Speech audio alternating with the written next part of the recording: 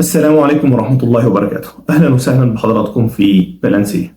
ده الفيديو رقم 3 من سلسلة فيديوهات دورة تصاريح العمل الورك بيرميت كورس أو البيرميت تو ورك كورس أيا كان حضرتك بتسميه إيه. في الفيديو اللي فات، ويا ريت لو حضرتك ما شفتش الفيديو اللي فات يا ريت ترجع تشوف السلسلة من البداية للنهاية علشان توصلك المعلومة بشكل سلس وفي سياق متصل فتقدر تحقق أكبر قدر من الاستفادة.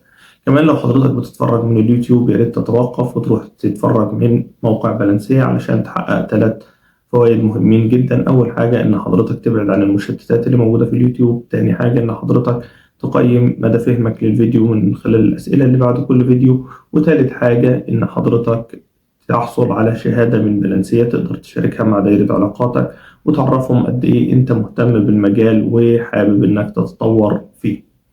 تمام كده؟ طيب، في الفيديو اللي فات احنا اتكلمنا عن سؤال مهم جدا: هل تصريح العمل نظام قائم بذاته أم إنه أداة من ضمن أدوات كتير بتعمل في إطار محدد علشان تؤدي مهمتها بشكل فعال؟ وخلصنا في النهاية إلى إن تصريح العمل ما ينفعش يكون نظام قائم بذاته ومش هيأدي الوظيفة بتاعته لو كان أداة منفردة، وإن لازم كل الأدوات التانية المكملة للسيف سيستم اوف وورك أو نظام العمل الآمن تكون مجمعة ومتوفرة علشان النظام عندك يشتغل بشكل فعال. وحكينا قصة المهندس يوسف والمهندس معاذ. الاتنين مهندسين اتفقوا في النهاية إن هما هيراجعوا الموضوع وهيحاولوا يوصلوا لأفضل حل، وبالفعل اتفقوا مع الإدارة إنه يكون عندهم نظام عمل آمن وإن هم يبدأوا يعملوا ديفلوبمنت أو يعني يطوروا نظام عمل يصلح للمنشأة بتاعتهم. وزي ما انتم عارفين مفيش نظام عمل بينفع ما بين المؤسسات، أو مش كل المؤسسات ينفعها نفس نظام العمل، ولكن نظام العمل ده بيكون مفصل على المؤسسة وعلى طبيعة الأنشطة بتاعتها. فالمهندس يوسف بدأ يفصل في النظام بتاعه، وكان دوره إن هو يعمل ديفلوبمنت أو يطور بروسيجر خاصة بتصريح العمل. أول سؤال تبادر لذهن المهندس يوسف وهو بيحاول يعمل ديفلوبمنت للنظام ده هو سؤال مهم جدا: هل كل الأعمال اللي عندنا هيستخرج ليها تصريح عمل، أم إن في أعمال هيستخرج ليها تصريح عمل وأعمال هتتم بدون تصريح عمل؟ ووقع في حيرة كبيرة جدا. هل معقول إن كل الأعمال اللي عندي هطلع لها تصريح عمل ولا مش هقدر أطلع لها تصريح عمل؟ فرجع لنا بالسؤال ده، وعشان كده إحنا حبينا نقدم الفيديو ده النهاردة. شوفوا يا حضرات، باختصار شديد جدا، إحنا عندنا نوعين من الأعمال: نوع اسمه أعمال روتينية ونوع اسمه أعمال غير روتينية. الأعمال الروتينية دي هي الأعمال اللي بتتم بفريكوانسي عالية، معدل تكرار عالي، والانترفال تايم بينهم قليلة، يعني الفترة الزمنية ما بينهم قليلة. زي إيه مثلا؟ زي حاجة بتتم كل يوم، كل أسبوع، كل شهر، أو معذرة 4-5 مرات في الشهر، فدي بنسميها أعمال روتينية. ليه؟ لأنها بتتم بشكل متكرر والفترة الزمنية بينها قليلة. وعندنا نوع تاني من الأعمال الغير روتينية، ودي أعمال بتتم إما على فترات متباعدة، يعني كل 6 شهور، كل 3 شهور مرة لما بقوم بالعمل ده، أو إنها بتتم بشكل مفاجئ. أنا شغال في أمان الله وبعدين حصل بريك داون في المعدة فأنا لازم أصين المعدة دي دلوقتي، ده بنسميه بريك داون أو حدث مفاجئ، فدي بتكون مهمة غير روتينية أو عمل غير روتيني. تمام كده؟ طيب، قلنا في الفيديو الأولاني إن الكورس ده مبني على كتيب اسمه Guidance on Work Permit أو Guidance on Permit to Work اللي نشرته ال HSE أو ال Health Safety Executive. تمام؟ طيب، في الكتيب ده بينص على إيه في النقطة اللي إحنا بنتكلم فيها اللي هي المهام اللي هيطلع لها تصريح عمل والمهام اللي مش هيطلع لها تصريح عمل. الكتيب بينص على إن تصريح العمل هنستخرجه فقط أو بيلزم فقط للأعمال الغير روتينية، أو الأعمال الروتينية بس عالية الخطورة جدا، أو الأعمال اللي بتحتاج تنسيق أو كوميونيكيشن أو تواصل ما بين عدد كبير من الأطراف. تمام؟ وعملية التنسيق بتاعتها بتكون معقدة. هي دي الأعمال اللي بنصدر لها ورك بيرميت. لكن الأعمال الروتينية دي عادة ما بنصدر لهاش ورك بيرميت. طيب، هل الكلام ده مقبول ولا الكلام ده مش مقبول؟ ولو كان الكلام ده مقبول، هل الأعمال الروتينية دي أنت تقصد بيها إنها أعمال آمنة؟ لا إطلاقا مش كده. شوفوا يا حضرات، ليس بالضرورة إن العمل الروتيني يكون عمل آمن. بالعكس، الأعمال الروتينية بتكون فيها مخاطر كتير جدا. ولو حضرتك تذكرت الحوادث اللي مرت بيك خلال تاريخك المهني، لو ما كنتش فريش يعني ومر بيك مدة زمنية وحصل فيها حوادث، فلو تذكرت الحوادث دي هتعرف إن الأعمال الروتينية دي بتسبب كتير من الحوادث، وهتلاقي إن معظم الإصابات اللي حصلت عندك حصلت نتيجة أعمال روتينية. أعمال روتينية وليس أعمال غير روتينية. طيب أحمد، أنت كده حيرتنا الصراحة، شوية تقول الأعمال الروتينية غير آمنة وشوية تقول مش هنطلع لها تصريح عمل. أمال هأمن الأعمال الروتينية دي إزاي؟ ده سؤال جميل، والسؤال ده هتلاقي إجابته في الفيديو اللي فات. ليه؟ لأن إحنا زي ما قلت لك كده في بداية الحلقة، قلنا إن تصريح العمل ليس نظام قائم بذاته، وإن في أدوات تانية مكملة لنظام تصريح العمل. طب يا ترى إيه هي الأداة من الأدوات اللي إحنا قلناها في الفيديو اللي فات؟ إيه هي الأداة اللي ممكن تصلح لتأمين الأعمال الروتينية؟ أيوه بالظبط، أنا سامعك اللي في آخر الصف هناك بتقول لي الستاندرد اوبريتنج بروسيجر أو تعليمات التشغيل أو الستاندرد ورك انستراكشن. مظبوط كلامك بالظبط كده يا حضرات. احنا عندنا حاجة اسمها تعليمات التشغيل. تعليمات التشغيل المعيارية أو القياسية الخاصة بكل تاسك. لما يكون عندي المهمة دي لازم يكون لها تعليمات تشغيل. ليه يكون ليها تعليمات تشغيل؟ لأن باختصار المهمة دي لو بيقوم بيها أحمد فتحي، والنهاردة أحمد فتحي مش موجود، فالمهمة دي هيقوم بيها شخص آخر. الشخص الآخر ده لازم يقوم بالمهمة دي بنفس الطريقة اللي بيقوم بيها أحمد فتحي. طب إيه اللي هيخليه يعمل الكلام ده؟ إن هو يكون ماشي على خطوات ثابتة، سواء أحمد أو محمد أو علي أو إبراهيم أو محمود، أي واحد منهم هيجي يقوم بالمهمة دي لازم يكون عنده خطوات ثابتة ماشي عليها علشان المهمة تتم بنفس الطريقة، وبالتالي تطلع بنفس الجودة، والمنتج النهائي أو المخرج أيا كان مخرجات المهمة دي إيه تكون منضبطة تماما. كويس كده؟ طيب يبقى احنا دلوقتي عندنا المهام الروتينية دي مش هنعمل لها تصريح عمل، وهنتحكم فيها عن طريق Standard Operating Procedure أو Standard Work Instruction، أيا كان أنت هتسميها إيه في بيئة العمل عندك. المهم تكون عارف إن دي تعليمات التشغيل المتفق عليها أو تعليمات العمل المتفق عليها للمهمة دي. طيب تعليمات العمل دي مين اللي بيعملها وبتحتوي على إيه وإزاي هتقوم بوظيفتها في حماية الأفراد أو في حماية فريق العمل؟ تعالوا ببساطة نشوف الموضوع ده هيتم إزاي. دلوقتي أنا مسؤول قسم وعندي كتير جدا من الأعمال الروتينية، وليكن مثلا تشحيم آلة دوارة. عندي آلة دوارة، والآلة الدوارة دي بتحتاج تشحيم كل 48 ساعة مثلا. كويس كده؟ طيب أنا راجل متخصص في المجال ده وعندي مهندسين متخصصين في المجال ده.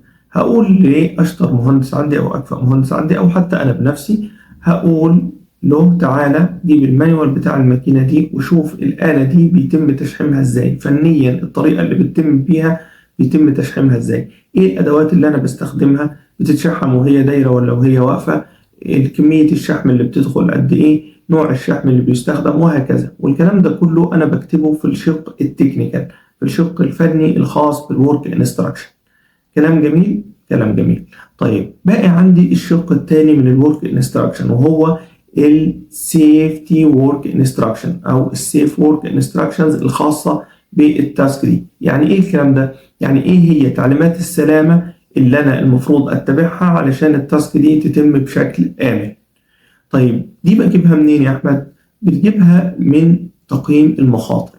انت راجل مدرب على انك تعمل تقييم مخاطر، بتقعد وتشوف العمال بتوعك وهم بيعملوا التاسك دي، وبتبدأ تحلل التاسك دي. إما إنك تقسمها خطوات، لو أنت مثلا بتعمل جوب هازارد أناليسيس أو جوب سيفتي أناليسيس تقسمها خطوات وتشوف كل خطوة فيهم إيه المخاطر اللي فيها، وبعد كده تحط لها بريكوشنز.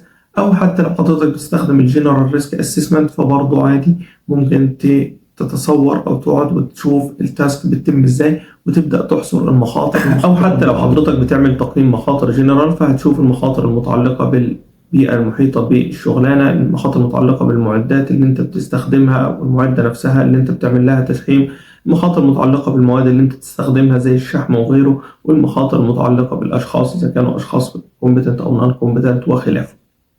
تمام. بعد ما بتشوف المخاطر دي بتبدأ تعمل ديفلوبمنت أو بتبدأ تحط من عندك إجراءات التحكم. أعمل إيه علشان أتحكم في المخاطر دي وأقللها، وده عن طريق اتباع الهرم التحكم في المخاطر. لعلنا إن شاء الله نفرد كورس مخصوص للريسك أسسمنت ينزل بعد الكورس ده، فحضرتك ممكن تطلع عليه برضو علشان تعرف إزاي تعمل ريسك أسسمنت. تمام كده. طيب لما بتعمل الريسك أسسمنت دي بتطلع منها بالكنترول ميجرز. الكنترول ميجرز دي هي اللي حضرتك بتحطها في الستاندرد اوبريتنج بروسيجر او الستاندرد ورك انستراكشنز بتاعتك دي. تمام. يبقى تعليمات التشغيل دي هيكون فيها شقين، الشق الفني ده انت جبته من خبرتك العمليه ومن المانيوال بتاع المعده، وبعد كده الاجراءات السلامه اللي حضرتك جبتها من تقييم المخاطر. حضرتك بتعمل تقييم مخاطر برضو، ما فيش مانع لو في الكتالوج بتاع المعده نفسه في سيفتي انستراكشنز انك تسترشد بيها، مفيش اي مشكله خالص، بالعكس ده بيضيف قيمة أكبر لتقييم المخاطر. في النهاية أنت كده حصلت على تعليمات تشغيل خاصة بالتاسك دي. تمام كده. تمام. بصراحة لغاية دلوقتي حضرتك عملت شغل ممتاز جدا، ولكن الشغل ده غير كافي، وده خطأ بيقع فيه كتير جدا من الشركات وكتير جدا من المؤسسات بيقعوا في نفس الخطأ ده. إيه هو الموضوع ده؟ الموضوع ده إن هم بيبذلوا مجهود ويعملوا ورك انستراكشن أو تعليمات تشغيل، وفي النهاية يعينوها في الدولاب أو يعينوها في الدرج. إيه المشكلة يا أحمد؟ أمال أعينها فين؟ ما عنديش مشكلة إنك تعينها في الدولاب أو في الدرج، بس مش ده الغرض اللي هي صممت علشانه. الورك انستراكشن دي صممت علشان إنها توفر العمل الآمن للشباب أو توفر الأمان للفريق العمل اللي شغال. طيب هتوفر له الأمان إزاي وهو ما شافهاش أو اطلع عليها أو تم تدريبه عليها؟ يبقى أنت تقصد يا أحمد إن ما ينفعش ان انا اعينها في الدرج من غير ما اعرفها للعمال؟ بالظبط كده. حضرتك ما تروحش تحطها في ملف الايزو او تعينها في الدرج بس عشان لما يجي اوديتور توريها له. اللي حضرتك لازم تعمله اول حاجه تتاكد انها اكسسبل للعمال. يعني ايه اكسسبل للعمال؟ يعني العمال يقدروا يحصلوا عليها.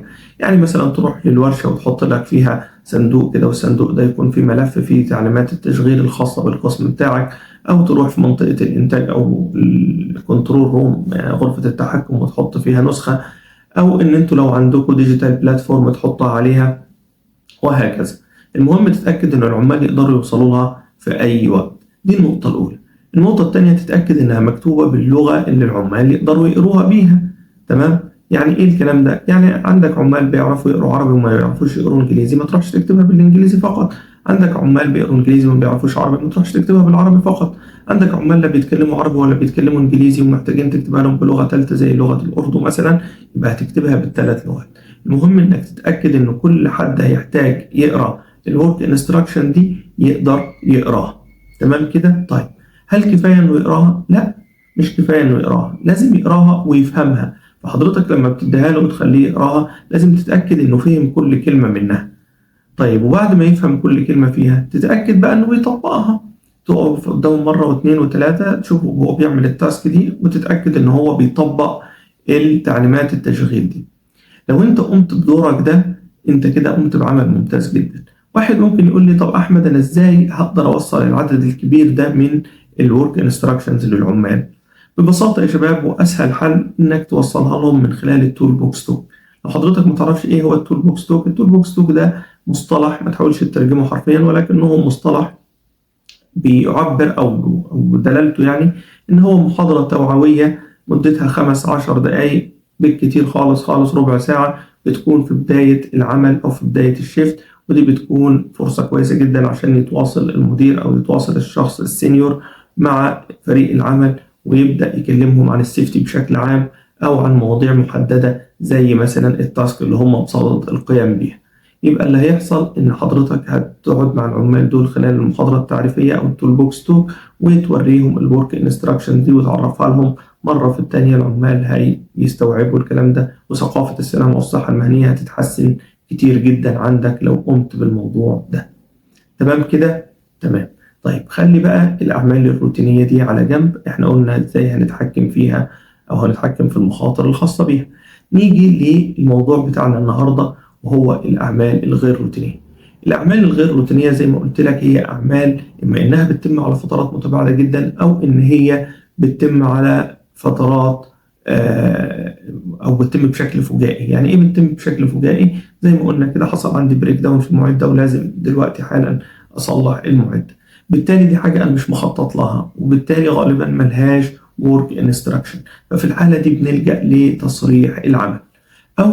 أو حتى عندي عمل روتيني والعمل ده له work instructions ولكنه عمل عالي الخطورة جدا، زي مثلا واحد عنده لوحة كهرباء هاي فولتج مثلا 256 كي في، مثلا 256 ألف فولت، أو حتى 64 ألف فولت، أو أيا كان الفولت اللي أنت بتستخدمه عندك.